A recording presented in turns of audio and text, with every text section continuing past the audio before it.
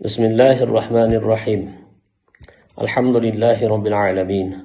الصلاة والسلام على أشرف المرسلين سيدنا ونبينا محمد وآله وأصحابه أجمعين.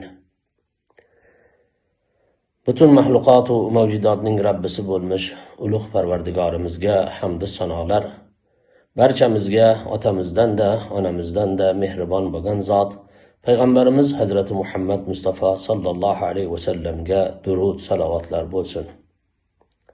Siz bilan biz ummati Muhammadga mukofot qilib berilgan bu muboraklik mohi Ramazonni mana 26-kuni ham o'tyapti. Bugungi kun, bugungi kecha shunaqa bir xayrlik, muboraklik kecha. Alloh taolo Qur'oni Karimda marhamat qiladi. A'udhu billahi minash shaytonir rojim. Laylatul qadri xayrun min alfi shahr. Bu qadr kechasi 1000 oydan xayrlikdir deb marhamat qildi.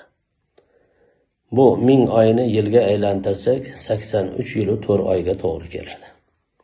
Mana shu muborak kechada siz bilan biz ummati Muhammadni qilgan ibodatlarimizga, har bir xayrlik amalimizga Alloh taolo ana shuncha ajrni, savobni beradi. Shuning uchun bu kechani bedor o'tkazishlikka harakatda bo'laylik. Payg'ambar alayhisalom ahllarini hammalarini Ramazonning oxirgi 10 kunligini tog' kechalarida bedor bo'lishlikka targ'ib qilgan ekanlar. Shunda Oysha onamiz so'ragan ekanlar, "Xo'p, Qadr kechasini topsak nima qilaylik?" deganlarda duo qiling degan ekanlar. Nima deb duo qiling?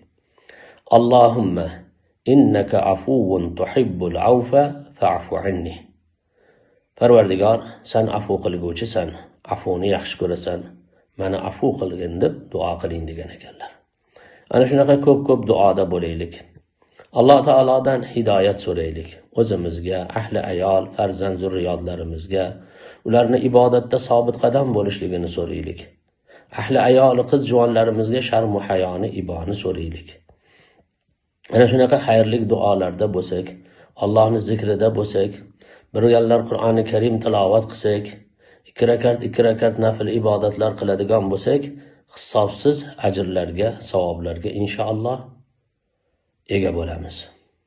Alloh taolo bu kechani hammamizga muborakli, barakotli qilsin, ajr savoblardan o'zi bahramand aylasin. Muborak oy bizlarni tark qilib ketmoqda.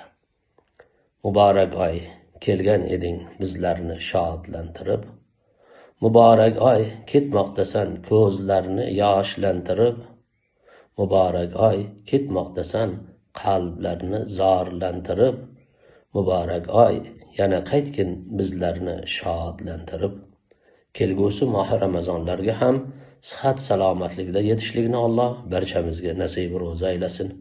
Bu muborak oylarda ojizona qilgan ibodatlarimizni, duolarimizni Alloh taolo dargohida qabul aylasin.